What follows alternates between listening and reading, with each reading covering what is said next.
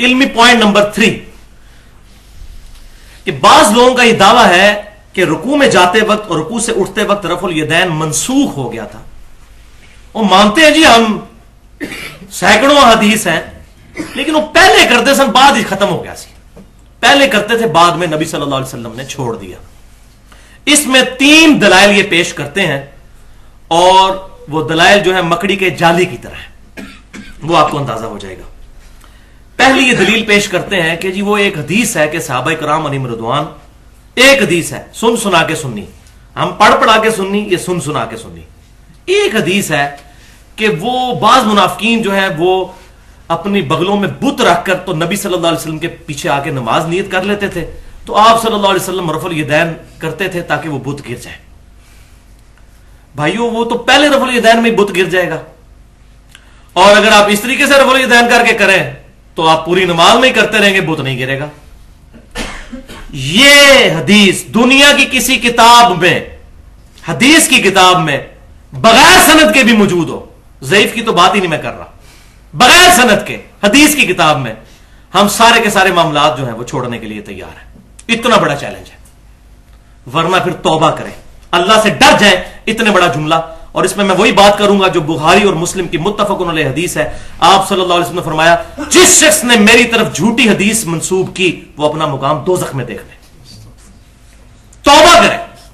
اور صحیح مسلم میں حدیث ہے, مقدمے میں امام مسلم لے کر آئے ہیں کہ سیدنا ابو ہریرہ رضی اللہ تعالیٰ عنہ کہتے ہیں کہ نبی صلی اللہ علیہ وسلم نے فرمایا کہ ایسا زمانہ بھی آئے گا, اور قرب قیامت کے لیے پرٹیکولر فرمایا کہ لوگ ایسی ایسی حدیثیں تم سے بیان کریں گے جو تمہارے آباء و اجداد نے بھی نہ سنی ہوں گی. ان سے بچنا کہیں وہ تمہیں فتنے میں مبتلا کر کے گمراہ نہ کر دیں.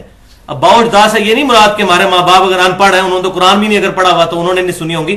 مراد یہ ہے کہ جو اہل علم گزرے ہیں انہوں نے اس کو بیان نہیں کیا ہوگا. اگر وہ پڑھیں گے نہیں قرآن حدیث تو آباء و اجداد کو کہاں سے پتہ چلے گا. مراد یہ ایسی حدیثیں ہوں گی جو کہیں موجود ہی نہیں ہوں گی, اور انہی میں سے یہ ہے. اور الحمدللہ میرے نبی صلی اللہ علیہ وسلم کی خوشخبری جو تھی, قیامت کی نشانیوں میں سے ایک جو نشانی تھی وہ ہمیں اس حدیث کی شکل میں نظر آ رہی ہے جو بالکل منسوب کی جھوٹی, کہ مکے میں رفع الیدین ہوتا تھا, مدینے میں نہیں ہوتا تھا, وہاں بت رکھ کے آتے تھے. اور حالانکہ بخاری اور مسلم میں ان راویوں نے ان احادیث کو بیان کیا جو فتح مکہ کے بھی بعد مسلمان ہوئے ہیں, جب پورے عرب میں ریولوشن آ چکی تھی, پروفٹ صلی اللہ علیہ وسلم کا ہولڈ ہو چکا ہوا تھا. اس وقت کسی کی مجال تھی کہ بت رکھ کے آتا, لیکن جھوٹ کے کوئی پاؤں نہیں ہوتے. دیکھ لیں آپ سیدنا مالک ابن حویرث رضی اللہ تعالیٰ عنہ غزوہ تبوک کے موقع پر مسلمان ہوئے. بخاری اور مسلم میں وہ کانوں تک والی حدیث رکوع میں جاتے وقت رکوع سے اٹھتے وقت بیان کرتے ہیں. وائل بن حجر کی صحیح مسلم میں حدیث ہے, وہ بھی رفع الیدین والی. یہ بھی 9 ہجری کے اندر مسلمان ہوئے, اور پھر یہ اگلے سال دوبارہ آئے سردیوں کے موسم میں, اور چادروں میں رفع الیدین کرتے ہوئے دیکھا. اور وہ کہتے ہیں میں پرٹیکولر آیا اس لیے تھا کہ میں نبی صلی اللہ علیہ وسلم کی نماز کا طریقہ دیکھوں. سنن نبی داؤد اور سنن نسائی میں یہ ڈیٹیل موجود ہے, پچھلے لیکچر میں نے ڈیٹیل کے ساتھ بیان کیا. اب دوسری قسم کی احادیث جو ڈاکٹر طاہر القادری صاحب نے پیش کی ہیں منہاج السوی میں اپنے مسلک کو ثابت کرنے کے لیے, وہ بھی ذرا سن لیجئے. وہ عدم ذکر والی احادیث, ہیڈنگ باندھی ہے رفع الیدین نہ کرنے کا بیان, اور نیچے حدیث کیا لے کر آ رہے ہیں کہ صحیح بخاری اور مسلم کی متفق علیہ حدیث ہے کہ ایک صحابی نے تیزی کے ساتھ نماز پڑھی, آپ صلی اللہ علیہ وسلم کو آ کر سلام کیا, آپ صلی اللہ علیہ وسلم نے سلام کا جواب دیا, اور پھر کہا کہ نماز دوبارہ پڑھو, تم نے نماز نہیں پڑھی. حالانکہ پڑھی ہوئی تھی لیکن بڑی تیزی سے پڑھی. دوسری دفعہ بھی ہوا, آپ صلی اللہ علیہ وسلم نے سلام کا جواب دیا, پھر یہی فرمایا کہ دوبارہ پڑھو, تم نے نماز نہیں پڑھی. تیسری یا چوتھی دفعہ راوی کہتے ہیں کہ آپ صلی اللہ علیہ وسلم سے اس نے ریکویسٹ کی کہ مجھے یا رسول اللہ صلی اللہ علیہ وسلم نماز کا طریقہ سکھا دیجئے کہ میری غلطی کہاں پر ہے.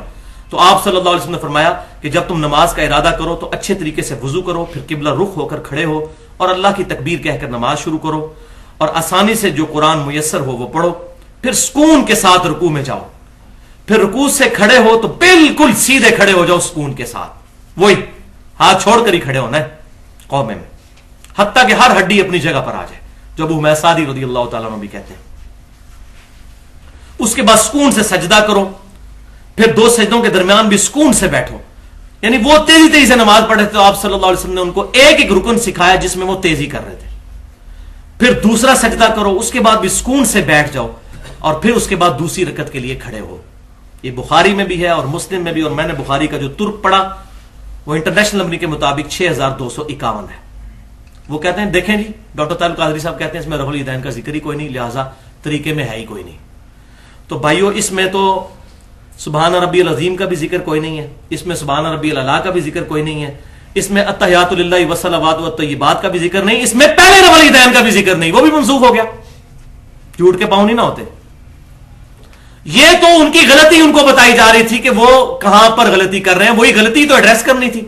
تو اس کو کہا جاتا ہے عدم ذکر, کہ یہاں پر جس چیز کا ذکر ضروری تھا وہی کیا, باقی کا ذکر عدم ہے, یعنی وہ جس کو ہم کہتے ہیں انڈرسٹوڈ ہے کہ وہ تو کام کرنا ہی کرنا ہے, لیکن تمہاری یہ غلطی ہے, اس کو دور کرو. یہ روایتیں پیش کرتے ہیں اور کہتے ہیں رفع الیدین کا ذکر نہیں, پہلے کا بھی نہیں ہے. اور حالانکہ خود اس حدیث پر عمل نہیں کرتے. اس میں ساتھ ہی موجود ہے کہ دوسرا سجدہ کر کے بھی بیٹھ جاؤ اور پھر دوسری رکعت کے لیے کھڑے ہو. تو اس میں پنجابی میں اس کی ٹرانسلیشن صحیح ہو سکتی ہے, دل بے ایمان تے اجتا ٹیر. اگر دل میں بےایمانی آ جائے نا تو پھر دلائل بہت زیادہ ہے, بیان کرتے جائے. اگر اسی حدیث پر عمل کرنا تھا تو 6251 میں موجود ہے دوسرا سجدہ کر کے بیٹھ کے اٹھو, تو اس طرح کرے نا اس پہ عمل. لیکن وہ نہیں کریں گے, وہ اپنے فرقے کے خلاف بات ہو جائے گی, پھر تو بات کہیں اور نکل جائے گی. تو دل بے ایمان تے حجتا ٹیر, یعنی اگر دل میں بےایمانی ہو تو پھر دلائل بہت سے گھڑے جا سکتے ہیں. اسی طریقے سے بخاری اور مسلم سے ایک اور حدیث پیش کرتے ہیں, اس پہ امام بخاری نے باب باندھا ہوا تکبیرات کا بیان, کہ سیدنا ابو ہریرہ رضی اللہ تعالیٰ عنہ جب بھی نماز شروع کرتے تو اللہ اکبر کہتے, رکوع میں جاتے تو اللہ اکبر کہتے, رکوع سے سر اٹھاتے تو سمیع اللہ لمن حمیدہ ربنا ولک الحمد کہتے, سجدے میں جاتے تو اللہ اکبر کہتے, سجدے سے سر اٹھاتے تو اللہ اکبر کہتے, دوسرے سجدے میں جاتے تو اللہ اکبر کہتے, کرتے کرتے 22 دفعہ اللہ اکبر کہتے. اینڈ پہ وہ کہتے کہ میں تم سب سے زیادہ رسول اللہ صلی اللہ علیہ وسلم کی نماز سے واقف ہوں. آپ صلی اللہ علیہ وسلم اپنی وفات تک اس طریقے سے نماز پڑھتے رہے. وہ کہتے ہیں دیکھو جی وفات کا بھی ذکر آ گیا, رفع الیدین تھے کوئی نہیں ہے. وہ بتاتے نہیں کانٹیکسٹ کیا ہے. پورا چیپٹر ہے بخاری اور مسلم میں کہ بنو امیہ کے شریر گورنروں نے تکبیرات کہنے کی سنت چھوڑ دی تھی, ان کو ایڈریس کیا تھا سیدنا ابو ہریرہ نے کہ تم تکبیرات نہیں کہتے کیوں, اس میں تو پہلے رفع الیدین کا بھی ذکر کوئی نہیں, تو وہ بھی ختم ہو گیا. پھر اس میں سورۃ الفاتحہ کا ذکر کوئی نہیں, سبحان ربی العظیم کا ذکر کوئی نہیں, سبحان ربی الاعلیٰ کا نہیں. اور مارے بھی بولے بھائی اٹھا کے آ جاتے ہیں اور یہ حدیث نکال دیجیے انہوں نے بخاری مسلم سے. اور میں کہتا ہوں یہ نکالتے رہے تاکہ ہم ان کے اصلی چہرے لوگوں کو بتاتے رہیں کہ یہ آپ امت کے ساتھ کیا کر رہے ہیں. تو یہ تکبیرات کا چیپٹر ہے, اس کو سمجھیں. فزکس کی ایک کتاب ہے, اس میں ایک ریلیٹیوٹی کا چیپٹر ہوگا, ایک ہوگا گریوٹی کا. آپ کو کہ جی گریوٹی کا چیپٹر دیکھیں, اس میں ریلیٹیوٹی کہیں نہیں موجود, وہ چیپٹر ہی گریوٹی کا. ریلیٹیوٹی کے چیپٹر میں ریلیٹیوٹی کی باتیں ہوگی. اسی طریقے سے تکبیرات والا چیپٹر یہ ہے, اور نماز کا رفع الیدین پہ پورا چیپٹر الگ سے ہے بخاری اور مسلم میں, اس میں رفع الیدین والی حدیثیں ملیں گی. اس کی طرف نہیں جاتے اور امت کو دھوکہ دینے کی کوشش کرتے ہیں. میں وہی بات کروں گا, وَأَنْتُمْ تَعْلَمُونَ, تم جانتے تو ہو. اور تیسری اور آخری دلیل اس کانٹیکسٹ میں جو دیتے ہیں منسوخی پر, یہ بھی زبان زد عام انہوں نے کروا دی ہے. وہ کہتے ہیں جی وہ نبی صلی اللہ علیہ وسلم نے صحابہ کرام کو رفع الیدین کرتے ہوئے دیکھا تو کہا کہ سرکش گھوڑوں کی دموں کی طرح ہاتھ نہ اٹھایا کرو, نماز میں سکون کیا کرو. اور یہ حدیث بھی آؤٹ آف کانٹیکسٹ پیش کرتے ہیں. یہ حدیث صحیح مسلم میں بھی موجود ہے, سنن ابی داؤد میں بھی موجود ہے, سنن نسائی میں بھی موجود ہے. اور اس کے اوپر باب کا ذرا نام پڑھ لیا جائے تو آپ کو سمجھ آ جائے گی کہ ادھر بھی مولوی گھس گیا. اماموں نے ان پر باب کیا باندھا ہے, سلام کے وقت ہاتھ اٹھانے کی ممانعت. رفع الیدین کہتے ہیں ہاتھ اٹھانے کو. ہاتھ کسی طریقے سے بھی اٹھایا جائے گا, عربی میں اس کو رفع الیدین ہی کہا جائے گا. چاہے ایسے اٹھاتا ہے, کوئی ایسے اٹھاتا ہے مارنے کے لیے, رفع الیدین ہی ہوگا. سلام پھیرتے وقت ہاتھ اٹھانے کی ممانعت, یہ ہے چیپٹر کا نام. اور حدیث کے اندر 4 طرق امام مسلم لے کر آئے ہیں ایک ہی جگہ پر, کہ جابر ابن سمرہ رضی اللہ تعالیٰ عنہ کہتے ہیں کہ جب ہم نبی صلی اللہ علیہ وسلم کے ہمراہ نماز پڑھتے تھے تو جب نماز کا سلام پھیرنے لگتے تھے تو ہم اپنے دائیں اور بائیں سلام پھیرتے ہوئے اپنے بھائی کو ہاتھ سے اشارہ بھی کرتے تھے, السلام علیکم ورحمۃ اللہ, یہ ہاتھ یوں ملاتے تھے یوں. تو آپ صلی اللہ علیہ وسلم نے ہمیں اس سے منع فرمایا. آپ صلی اللہ علیہ وسلم کو کیسے پتا چلا؟ بخاری اور مسلم کی متفق علیہ حدیث ہے کہ آپ صلی اللہ علیہ وسلم فرماتے ہیں کہ اپنی صفوں کو سیدھا رکھا کرو, اللہ کی قسم تمہارا خشوع اور خضوع بھی مجھ پر پوشیدہ نہیں, میں اپنی پیٹھ کے پیچھے بھی دیکھتا ہوں. نبی صلی اللہ علیہ وسلم کا یہ معجزہ تھا کہ آپ کی یہاں پر آنکھ مبارک نہیں تھی, لیکن آپ کو پیٹھ کے پیچھے بھی 360 ڈگری کا ویژن نظر آتا تھا. تو آپ جب نماز پڑھا رہے ہوتے تھے تو صحابہ کرام کوئی اگر ایسے ایسے کر رہے ہیں تو آپ فرماتے ہیں خشوع خضوع بھی میں دیکھ رہا ہوتا ہوں، کوئی کتنی دلچسپی سے نماز پڑھ رہا ہے، تو آپ کو نظر آ رہا ہوتا تھا. تو وہ کہتے ہیں کہ نبی صلی اللہ علیہ وسلم جب ہم نے یہ کام شروع کیا، ابھی حضور نے تو تعلیم نہیں فرمایا تھا، خود انہوں نے شروع کیا، تو آپ صلی اللہ علیہ وسلم فرمایا کہ تم سرکش گھوڑوں کی دموں کی مانند ہاتھ کے ذریعے اشارہ نہ کرو، تمہارے لیے اتنا ہی کافی ہے کہ ہاتھ زانوں پر رکھو، زانوں پر، جس کو ہم عربی میں پٹ کہتے ہیں، اتحیات والی پوزیشن میں ہی ہاتھ رہنے دو، تمہارے لیے اتنا ہی کافی ہے کہ دائیں اور بائیں توجہ کر لیا کرو، اور السلام علیکم ورحمۃ اللہ، السلام علیکم ورحمۃ اللہ جو ہم کرنے کے قائل ہیں. اہل تشیع بھی ہے، میں نے پچھلی دفعہ بتایا تھا، لیکن وہ کہتے ہیں دونوں طریقے ثابت ہے. السلام علیکم ورحمۃ اللہ وہ ایسے کر لیتے ہیں اور بعد میں 3 دفعہ اللہ اکبر کہتے ہیں، وہ ہمارے نزدیک بھی ثابت ہے بلند آواز سے اللہ اکبر، لیکن وہ نماز کا حصہ نہیں ہوتا ان کا آخر میں 3 دفعہ ایسے کرنا. تو یہ صحابہ کرام کا اپنا اجتہاد تھا، تو جو اجتہاد ٹھیک ہوتا تھا آپ صلی اللہ علیہ وسلم انڈورس کر دیتے تھے، جو اجتہاد غلط ہوتا تھا اس کی ممانعت کر دیتے تھے. بخاری میں حدیث ہے جب وہ ایک صحابی نے پڑھا حمدن کثیرن طیبا مبارکن فی، آپ نے مہر لگا دی. آپ صلی اللہ علیہ وسلم میں نے 30 سے زیادہ فرشتوں کو دیکھا کہ تمہارا ثواب لکھنے کے لیے آپس میں بالکل لڑ رہے ہیں، اور یہ صحیح مسلم میں بھی روایت موجود ہے. لیکن بعض اوقات نہیں. سنن ابن ماجہ میں صحیح حدیث ہے، ایک صحابی نے سجدہ کیا نبی صلی اللہ علیہ وسلم کو اور کہا یا رسول اللہ میں کوفیوں کے پاس گیا تھا، ہیرا نامی ایک جگہ ہے وہاں پر، یہ نجدیوں سے ہی ساری بدعتیں نکلتی ہیں، وہاں میں نے دیکھا کہ لوگ اپنے سردار کو سجدہ کرتے ہیں، تو میں نے کہا آپ کو بھی سجدہ کروں. یہ قیاس کیا، اجتہاد کیا، اس اجتہاد کو آپ نے انڈورس نہیں کیا، اور آپ صلی اللہ علیہ وسلم فرمایا کہ اپنا سر اٹھاؤ. اگر میں جائز سمجھتا تو بیویوں کو کہتا کہ اپنے خامدوں کو سجدہ کریں، اس حق کے سبب جو اللہ نے ان کو دیا ہے. یہاں آپ صلی اللہ علیہ وسلم نے مور کوئی نہیں لگائی، اور بالکل اس طریقے سے یہاں پر بھی مور نہیں لگائی کہ تم یہ جو ہاتھ ایسے اٹھاتے ہو یوں نہ اٹھاؤ، ہاتھ زانوں پر رہنے دو، صرف توجہ کر لیا کرو. اب آ رہی جناب کڑوی بات. میں یہ چیلنج کرتا ہوں تمام دنیا کے علماء کو کہ میرے محبوب صلی اللہ علیہ وسلم کی کوئی ایک سنت بتائیں جو آپ نے بعد میں چھوڑ دی ہو. کئی ایسی سنتیں ہیں جو آپ نے چھوڑ دی، میں مثالیں بھی 3 دیتا ہوں، اور لیکن آپ نے چھوڑنے کے بعد ان کے بارے میں سخت لفظ استعمال کیے ہو ہی نہیں سکتا، یا حضور خود نہیں وہ کرتے ہوں گے. مثلا جب شراب جائز تھی اس وقت صحابہ پیتے تھے، نبی صلی اللہ علیہ وسلم نے اعلان نبوت سے پہلے نہ بعد میں کبھی کوئی گناہ کبیرہ نہیں کیا، الحمدللہ معصوم ہے. شراب کبھی نہیں پی. قرآن پاک میں آیا یہ رجس من عمل الشیطان، یہ نجس ہے اور عمل شیاطین میں سے. صحابہ کرتے تھے، سخت الفاظ سے منع ہوا. حضور صلی اللہ علیہ وسلم نے کبھی یہ نجس کام اور معاذ اللہ استغفر اللہ شیطان والا کام نہیں کیا. تو بھائیو یہاں جو الفاظ استعمال ہو رہے ہیں سرکش گھوڑوں کی دمیں، حضور اپنی سنت کو یہ کہہ سکتے ہیں؟ والعیاذ باللہ. میں آپ کو مثالیں دیتا ہوں. بخاری اور مسلم کی متفق علیہ حدیث ہے، آپ صلی اللہ علیہ وسلم نے فرمایا کہ میں نے تمہیں 3 دن تک قربانی کا گوشت رکھنے کی اجازت دی تھی، اور وہ اس لیے کہ اس وقت مسلمان غریب تھے. اب میں تمہیں اجازت دیتا ہوں کہ قربانی کا گوشت سٹور کر سکتے ہو. That's all. کچھ نہیں کہا کہ اس وقت میں نے تمہیں جو یہ کہا تھا تو اب یہ کہہ رہا ہوں، بس دیٹس آل. صحیح مسلم میں حدیث، آپ صلی اللہ علیہ وسلم نے فرمایا میں نے تمہیں قبروں پر جانے سے روک دیا تھا، لیکن اب میں تمہیں اجازت دیتا ہوں کہ تم قبروں پر جاؤ تاکہ آخرت کی یاد آئے. بخاری اور مسلم کی متفق علیہ حدیث ہے، صحابہ کرام کہتے ہیں جب ہم حبشہ سے ہجرت کر کے واپس آئے تو ہم نے آپ صلی اللہ علیہ وسلم کو نماز پڑھتی ہوئی حالت میں پایا، تو آپ کو سلام کیا اور آپ صلی اللہ علیہ وسلم نے سلام کا جواب ہی نہیں دیا، حالانکہ پہلے آپ صلی اللہ علیہ وسلم نماز کے دوران بھی جواب دیتے تھے، اس وقت تک اجازت تھی. تو سلام پھیر کر آپ صلی اللہ علیہ وسلم نے فرمایا کہ نماز مشغولیت والا کام ہے، اس لیے میں نے تمہیں بعد میں دیا. تو صحابہ سمجھ گئے کہ یہ بھی منسوخ ہو گیا. کوئی سخت لفظ نہیں استعمال کیے کہ یہ کوئی نماز ہوتی تھی پہلے، یہ کوئی باتیں ہوتی تھیں، یہ کیا فضول طریقہ ہوا کہ نماز کے درمیان بھی گفتگو کی جائے، سلام کا جواب دی. کوئی بات نہیں کی کیونکہ آپ خود کرتے رہے ایسے. اب یہاں اگر حضور یہ خود کرتے ہوتے ہیں رفع الیدین والی، اگر یہ رفع الیدین کے اوپر لگاتے ہیں تو یہ خود بھی مانتے ہیں کہ نبی صلی اللہ علیہ وسلم یہ کہتے ہیں جی حجۃ الوداع تک بھی کرتے رہے ہیں. وہ ماننا پڑتا ہے. 9-10 ہجری کے صحابہ مسلمان ہو رہے ہیں جو رفع الیدین کی حدیثیں بخاری اور مسلم میں بیان کر رہے ہیں، اس سے تو چھٹکارا ہی کوئی نہیں ہے. تو معاذ اللہ استغفر اللہ ثم معاذ اللہ استغفر اللہ. کیا نبی صلی اللہ علیہ وسلم اپنی 63 سالہ مبارک زندگی میں سے 62.5 یا 63 سال تک معاذ اللہ استغفر اللہ یہ کام کرتے رہے؟ میں تو کہتا ہوں اس کے بعد بندے کا ایمان ہی برباد ہو جاتا ہے. توبہ کریں گے سارے بریلوی اور دیوبندی اور احناف کے علماء جو اس سنت کے بارے میں اس طرح کے کمنٹس پاس کرتے ہیں. یہ تو اپنے ملوں کو اور اپنے مسلک کو بچاتے اپنا ایمان ہی برباد کر بیٹھے.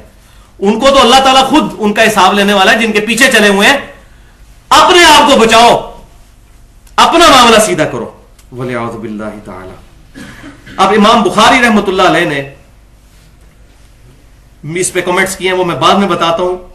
लिहाजा ये कहना घोड़ों की दुमें, सरकश घोड़ों की दुमें, इसके बारे में या कहना ये मक्खियां उड़ाना है, इस पे जिसने आज तक कभी बात की ज़माने जहलियत में, मैं खुद भी करता रहा, मैं खुद भी हनफी रहा, बरेलवी देवबंदी रहा 31 साल तक बरेलवी, उसके बाद देवबंदी हो, तो मैंने भी अल्हम्दुलिल्लाह इस मामले में तौबा की है। अब इमाम बुखारी रहमतुल्लाह अलैह ने भी जुज़ रफ़ुल यदैन में ये रवायत नकल की है और क्या जवाब दिया है।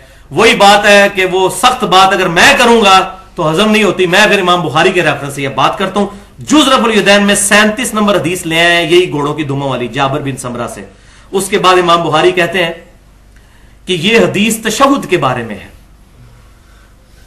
अच्छा, इसमें ये कहते हैं जी वो एक तुर्क में तो तशहुद का जिक्र ही कोई नहीं मौजूद है, तो बैद में जिक्र है उसमें, और जिसमें नहीं ना उसको फिस्सलाह के अल्फाज है ना, उसका जो तुर्क मुस्नद इमाम अहमद में है उसमें अल्फाज है वहुम फी क़ुऊद, हम उस वक्त बैठी हुई हालत में थे, उसकुनु फिस्सलाह। वो कहते नहीं सलाम के वक्त तो नमाज ही खत्म हो जाती है, तो ये कहते हैं उसकुनु फिस्सलाह नमाज में, तो वो रफ़ुल यदैन का जिक्र था। तो हालांकि सलाम भी नमाज का हिस्सा है, खुद ये नमाज के जो 7 फर्ज बताते हैं उनमें 7वां खुरूज बिस्सुमी ही बताते हैं। तो मुस्नद इमाम अहमद का तुर्क, तो ये अदम जिक्र समझे। मिसाल के तौर पर आप मेरे घर आए, मैंने आपको पकोड़े भी खिलाए, समोसे भी खिलाए, चाय भी पिलाई, केक भी खिलाया, फ्रूट भी खिलाया, आप बाहर जाके कहते हैं जनाब क्या जबरदस्त दावत की, पकोड़े और समोसे जबरदस्त थे, तो इसका क्या मतलब है कि मैंने केक और चाय और फ्रूट नहीं खिलाया आपको? अदम जिक्र। तो ये रवायत जो मुख्तलिफ सहाबा बयान करते हैं। अब आप इतने लोग 100 के करीब यहां पर सुन रहे हैं, बाहर जाकर कोई बंदा मेरी बताई हुई बातों को 80% कॉपी कर लेगा, कोई 40%, कोई 30%, तो इसका क्या मतलब मैंने बाकी बातें नहीं की हैं? तो जो सहाबा ने जो चीज याद रखी वो बयान की, तो बाकियों का अदम जिक्र होता है। तमाम अहदीस को जमा करके, जिसने कुरान पाक की भी सारी आयात सामने रखकर रिजल्ट निकाला जाता है, अहदीस भी सारी सामने रखकर रिजल्ट निकाला जाता है।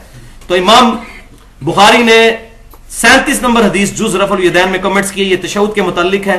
पहला जवाब उन्होंने क्या दिया, वो कहते हैं जिसके पास इल्म का थोड़ा सा भी हिस्सा मौजूद है, रत्ती बराबर भी इल्म है, वो कभी भी ये जुर्रत नहीं करेगा कि इस हदीस को रफ़ुल यदैन के खिलाफ लेकर आए। ये तो जवाब था उनका जरा नरम। दूसरा जवाब है फकी वाला, लॉजिकली। वो कहते हैं कि अगर ये नमाज का सुकून बर्बाद करता है तो तुम पहला रफ़ुल यदैन और ईद में भी रफ़ुल यदैन करना छोड़ दो। देखो, इमाम बुखारी भी फकियां दिया करते थे। वो कहते हैं ईद में जो तुम 6 तकबीरात कह रहे होते हो और तुम कहते हो ये सरकश घोड़े, तुम साल के बाद एक नमाज पढ़नी होती है उसमें तुम भी घोड़े बने हुए होते हो, तो छोड़ो। और आगे चल के उन्होंने जिक्र किया वितर वाला जो कुनूत से पहले रफ़ुल यदैन, वो हमारे नजदीक भी साबित है 3 ताबईन से। अल्हम्दुलिल्लाह हम उसको अफजल समझते हैं इस एतबार से कि रफ़ुल यदैन का सवाब तो मिलेगा। यानी दुआए कुनूत से पहले, रुकू से पहले, दुआए कुनूत से पहले अल्लाह अकबर कह के रफ़ुल यदैन करें और दोबारा हाथ बांध लें। हम तो इसके भी कायल हैं कि चूंकि क़याम में अल्लाह अकबर होता है सजदा किरात के लिए रमजान शरीफ में, तो अल्लाह अकबर कह के रफ़ुल यदैन करके सजदे में जाना चाहिए। तो हमें तो अल्हम्दुलिल्लाह मजा आता है। फिर जुज़ रफ़ुल यदैन की 38 नंबर हदीस में एक और तुर्क लेकर आए, जाबिर इब्न समरा वाला, यही घोड़ों की दुमों वाला। फिर उन्होंने अपने ईमान का भी इजहार किया जिस तरह मैंने किया है, इससे भी बड़े अंदाज से। उन्होंने कहा कि जो बंदा ये घोड़ों की दुमों वाली हदीस रफ़ुल यदैन पर लगाता है उसको डर जाना चाहिए कि रसूलुल्लाह सल्लल्लाहु अलैहि वसल्लम की हदीस की गलत तावील कर रहा है। और याद रख कि अल्लाह ने कुरान में फरमा दिया है, सूरह नूर आयत नंबर 63, तौबा तौबा तौबा, ये आयत इमाम बुखारी ने बयान करके डराया, फलयहज़रल्लज़ीना युखालिफून अन अम्री, उन लोगों को डर जाना चाहिए जो रसूलुल्लाह की बात की मुखालफत करते हैं। हुजूर ने रफ़ुल यदैन तालीम फरमाया और वो अड़े हुए हैं कि हमने अपने मुल्लों को बचाना है, अपने बुजुर्गों को बचाना है। अन तुसीबहुम फितना, कि उन पर कहीं फितना ना आ पड़े, अल्लाह आजमाइश में ना ऐसी डाल दे, ईमान या बर्बाद कर दे। औ युसीबहुम अज़ाबुन अलीम, या अल्लाह ताला की तरफ से दर्दनाक अजाब उन पर आ जाए जो रसूलुल्लाह की अहदीस की गलत तावील बयान करते हैं। सही लगाया ना फतवा, यह है कुरान और हदीस से फतवा। तो भाइयों, आज तक जिसने भी बुतों वाली हदीस बयान की या सरकश घोड़ों के दुमों वाली रवायत को गलत तरीके से बयान किया या रफ़ुल यदैन को मक्खियां उड़ाने से तशबीह दी, तो अल्लाह के हुजूर सच्चे दिल से तौबा करे। अस्तगफिरुल्लाह अल्लज़ी ला इलाहा इल्ला हु अल हय्युल क़य्यूम व अतूबु इलैह।